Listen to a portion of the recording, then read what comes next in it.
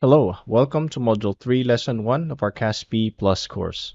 This lesson in Security Engineering and Cryptography covers the following topics such as managed configurations, deployment scenarios, and security considerations for mobility management.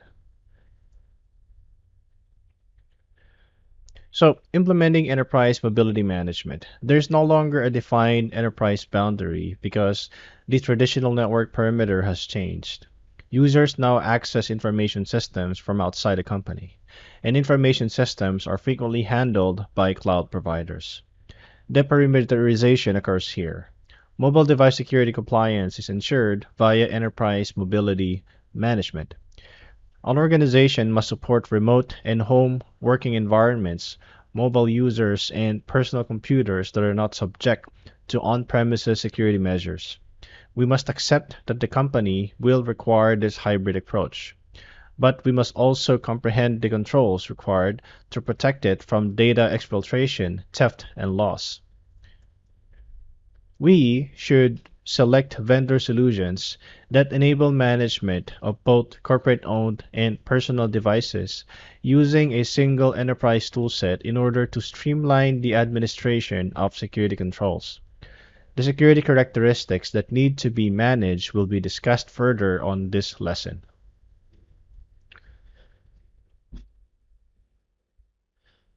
So manage configurations, right? So regardless of the vendor, the standard operating system has a wide range of configuration options. Devices that access company data will pose a security risks if these settings are not properly managed. As shown here, there are different features and setup options available for mobile device management, right? So we have a couple here like application control, password, MFA, patch repository, Bluetooth, NFC, tethering, airplane mode, and so on and so forth. So we're gonna talk about each of these right on a high level on the succeeding slides. So first, application control. Okay. So applications installed in the enterprise workspace must be under our control, right? And each one must be supported by a legitimate business need. Users have the option to download hundreds of applications when they have access to Google Play Store or the Apple App Store or Microsoft Store. Applications frequently offer a variety of configuration options such as contacts information, access, or location data access. Now, Microsoft Group Policy Objects, right, or GPO deployment, scripts and mobile application management, or MAM, put it here, MAM tools can also be used to modify the GPOs. Okay,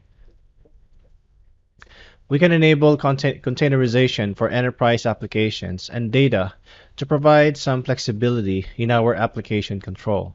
Numerous vendors provide services that let a company host a specialized or constrained list of applications on a company branded portal. Now, hundreds of applications are typically available for Windows users to install on their devices. However, this can be managed with the constraint view. We can lessen our security footprint if we restrict device access to only a pre-approved subset of application store programs. Next are passwords, right? So we should enable screen locks and minimum password length at the very least, right, based on the company standards. And this is done to make sure that if the device is lost or stolen, the data on it won't be accessible.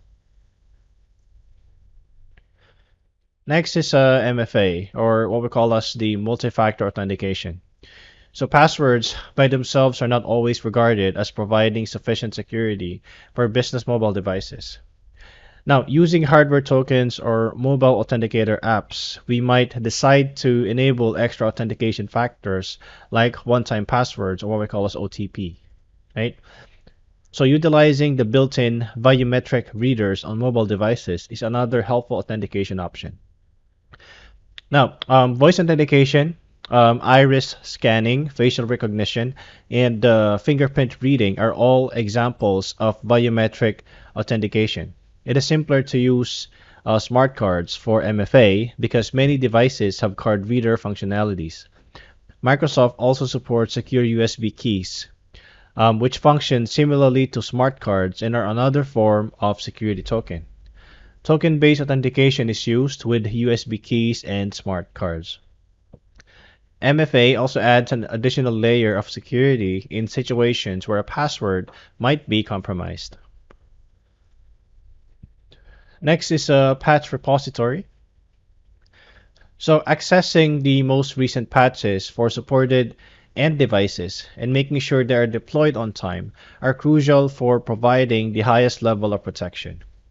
Patch implementation issues lead to vulnerabilities that could have been avoided. A device may become non-compliant if the most recent patches are not installed, and the user might not have access to company resources until the device is updated and made compliant. Next is firmware over the air, or what we call as FOTA, right? So here, firmware updates for mobile operating systems like Apple iOS and Android should be downloaded and installed as soon as they become available. In addition to enhancing functionality, these updates also include security updates and features. It's also important to regulate this process by only allowing updates over recognized cellular networks. Next is a remote wipe option. So when a device has been reported lost or stolen, right, it is crucial to start a remote wipe process to make enterprise data unrecoverable. Due to a weak cellular or network signal, it's possible that the mobile device management agent won't receive this instruction. We might only require the corporate remote wipe option for personal devices. Next is a Wi-Fi. The majority of mobile devices connect to the internet primarily via Wi-Fi, but it is also common to use high-speed, unlimited data plans to access 4G plus and 5G cellular networks. So we should try to secure these links in both cases.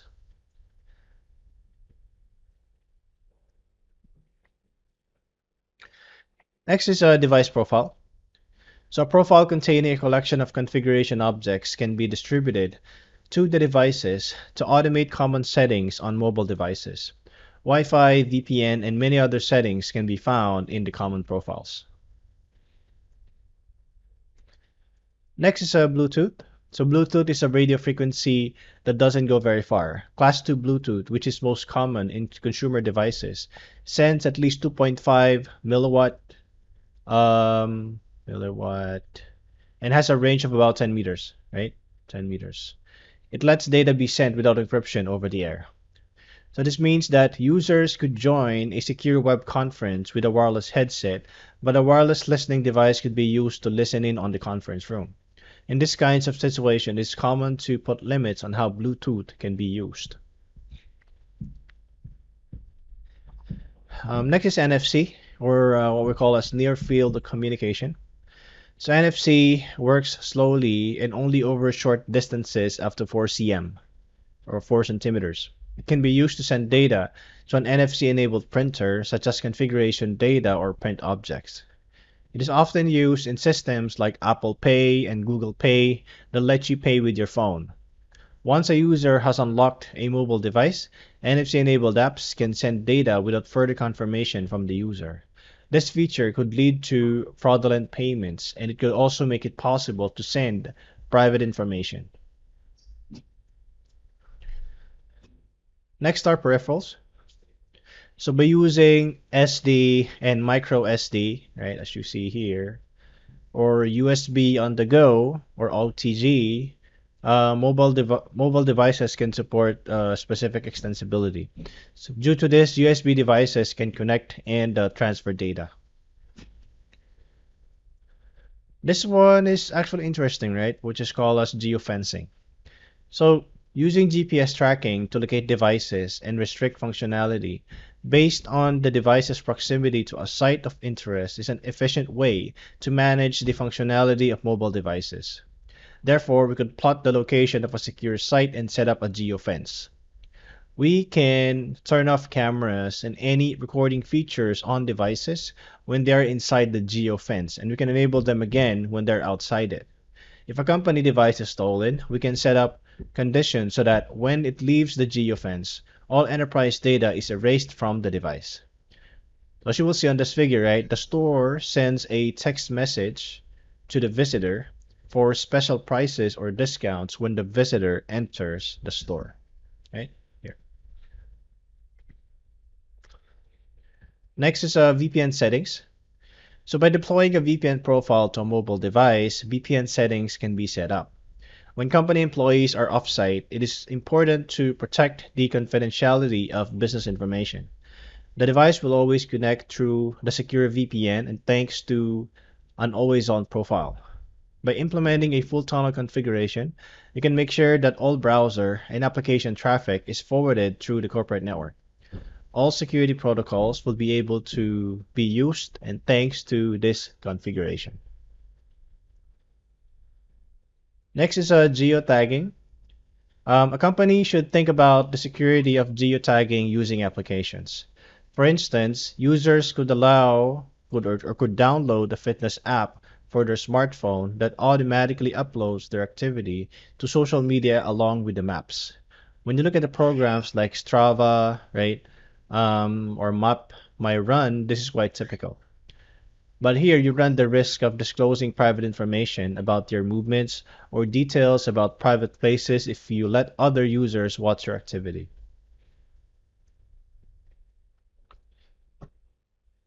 Next is certificate management.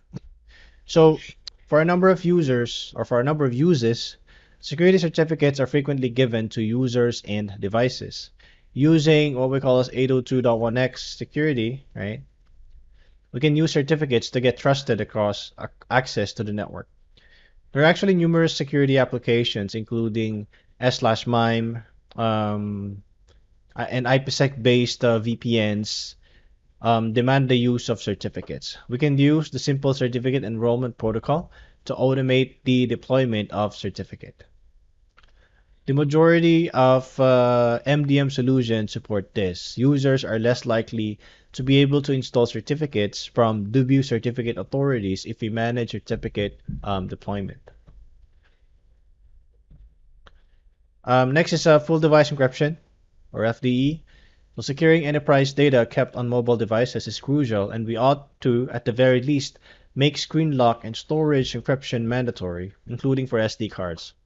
The data may still be accessible if the device is lost or stolen, or if a password-enabled screen lock is not required.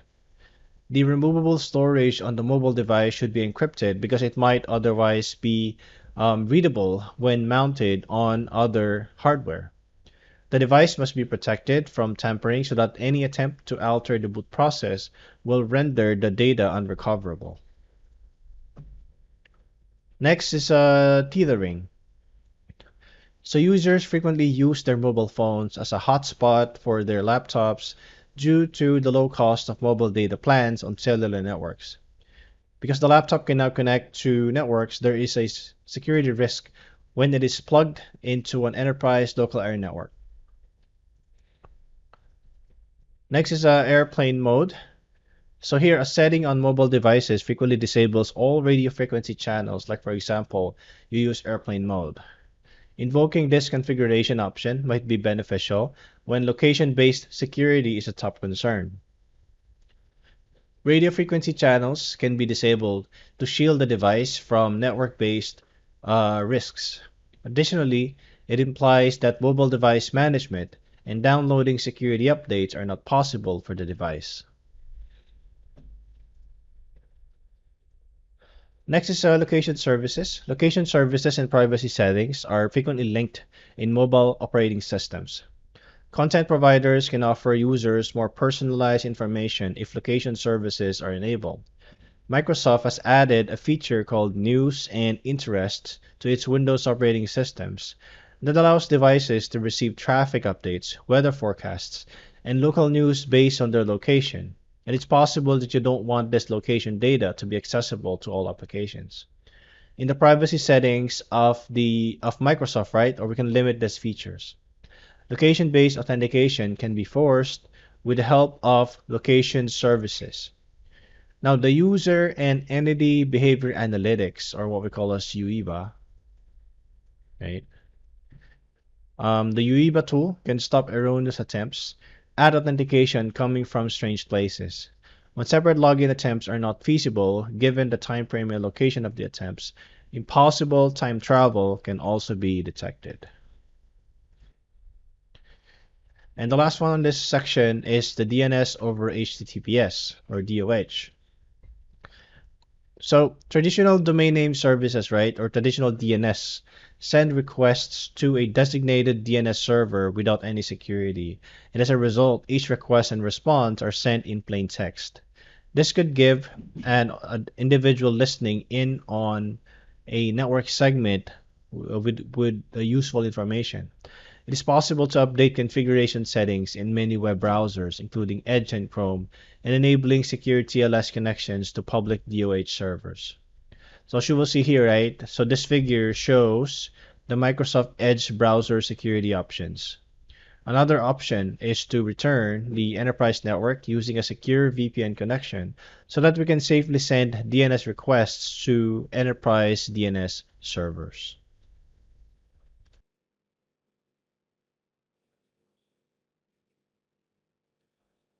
All right, now let's talk about deployment scenarios. So when implementing mobility management, an organization may take into account a wide range of scenarios.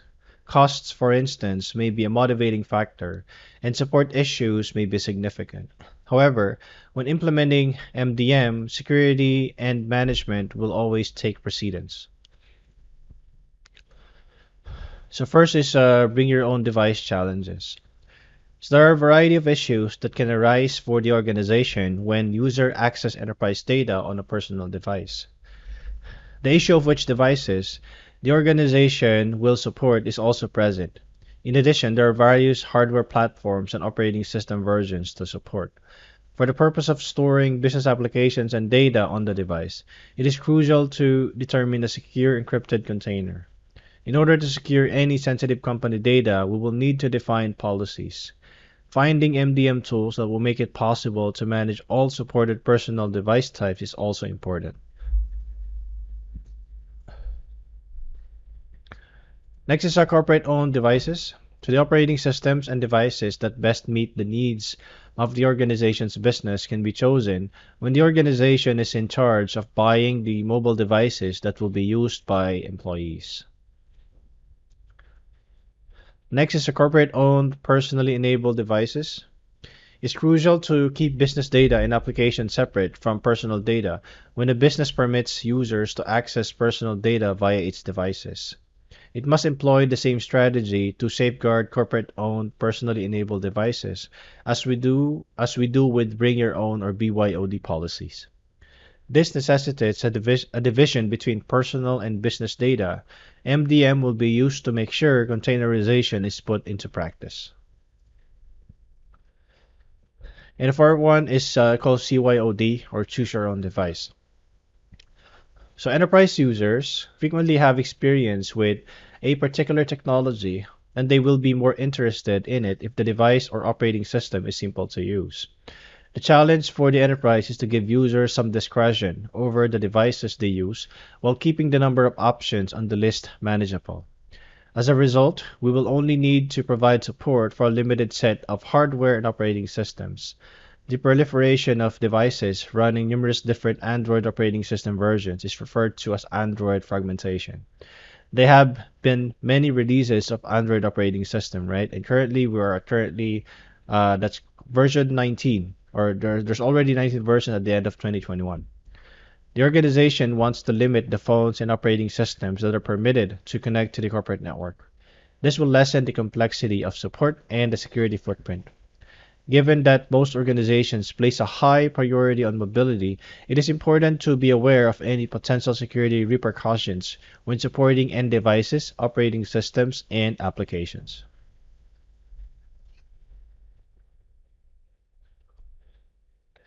All right, now let's talk about security considerations for mobility management. So when a company wants to support a mobile workforce, there are many security issues to take into account too.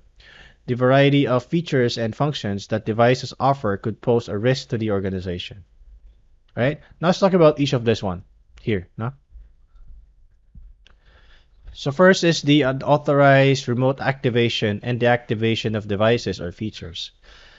So here the user may unintentionally disable or deactivate a security feature such as a daemon supporting an anti-malware application, right? So even though many devices support a variety of security features, utilizing secure operating systems like security enhanced Linux or SE Linux or security enhanced Android, right? And MDM will help to reduce this risk. Next is encrypted and unencrypted communication. Finding a network's weakest points is essential when supporting mobility. As a result, in addition to using FDE or full device encryption, screen locks, and application whitelisting to harden the device, network communication must also be protected. Both Bluetooth use and Wi-Fi access should be limited to reputable wireless LANs. Next is a physical reconnaissance. Here.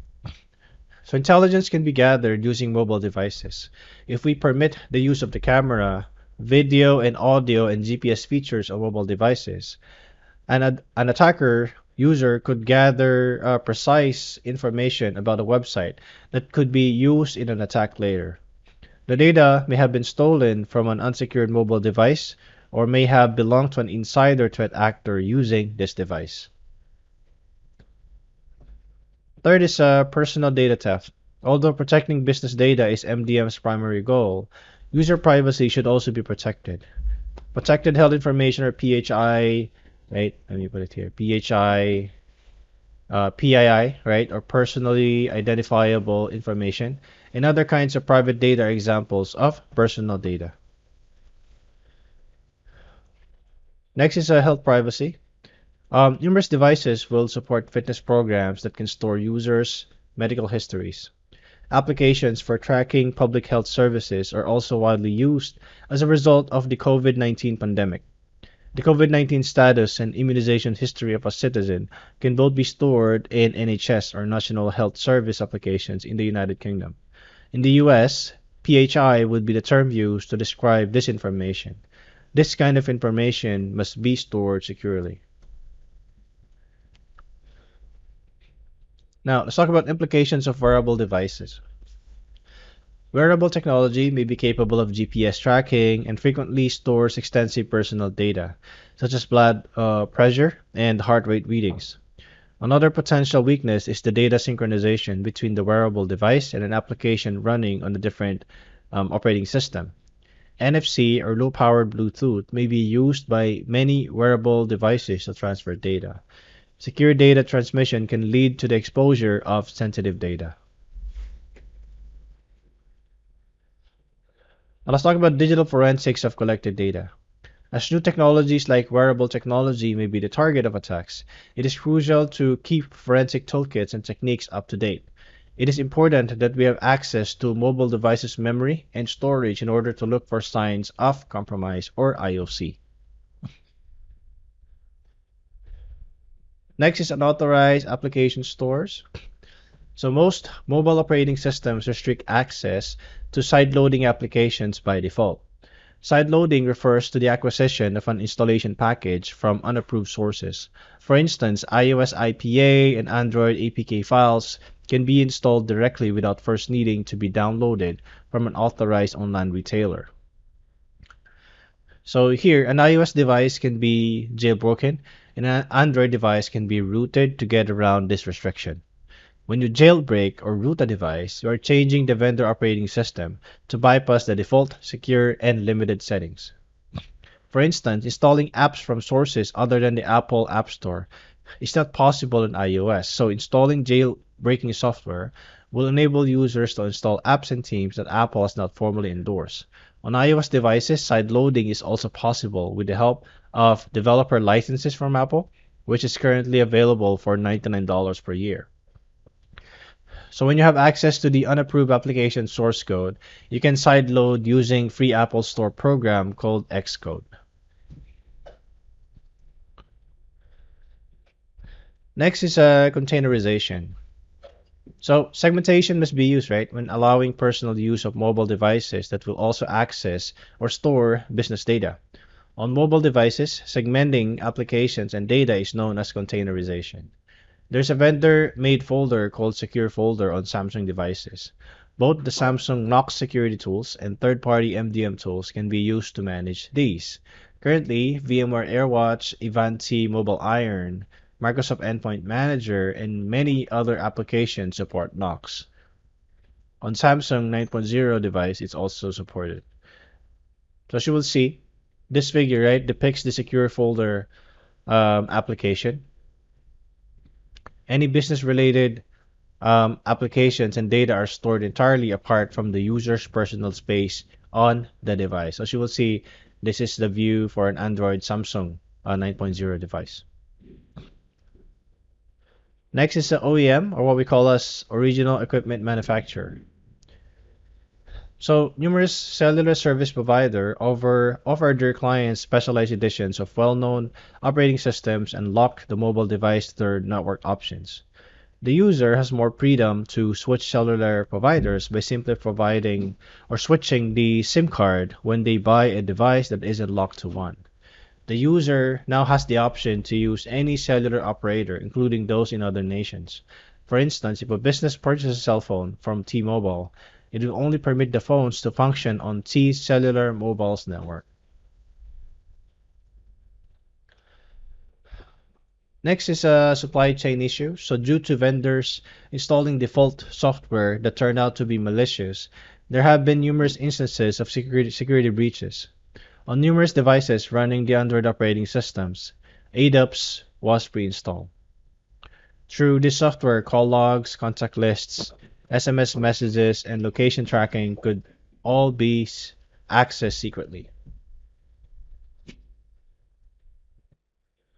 And the last one is the use of an eFuse. So when preserving the integrity of a mobile device, an eFuse can be helpful. Certain circumstances will cause an eFuse to trip. An unsigned bootloader, kernel, or potentially active unsigned scripts are typically the main cause of an eFuse trip. The eFuse will stop allowing access to the secure container under these circumstances. Additionally, this changes the device security status from official to untrusted. Similar to a standard electrical fuse, an eFuse guards electronic equipment, and in this instance, it is built right into the firmware.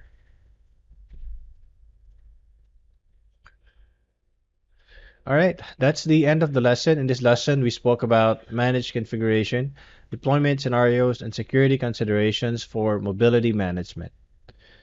Thank you very much for watching the video.